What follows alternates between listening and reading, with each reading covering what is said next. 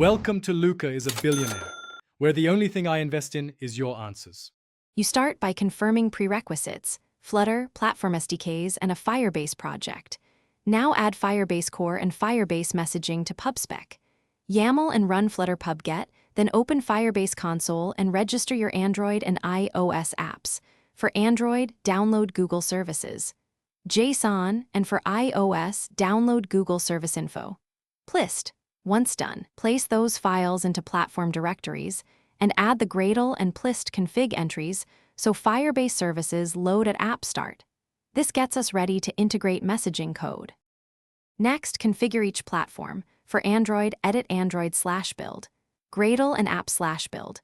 Gradle, apply the Google Services plugin and set the minimum SDK to meet Firebase requirements.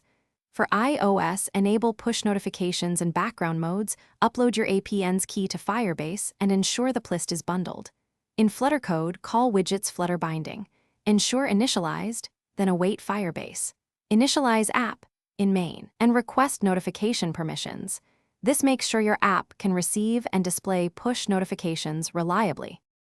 Finally, implement messaging handlers. Define a background message handler. Listen to Firebase messaging. On message for foreground notifications, and use on message opened app for taps. Retrieve the device FCM token and store it on your server so you can target notifications. Test by sending a message from the Firebase console, then verify arrival on the device. If notifications fail, check the token, ensure APNs and Firebase credentials match, and inspect platform logs. Often a credentials mismatch or missing permission is the culprit. Thanks for watching and please subscribe. It's the best investment you'll ever make.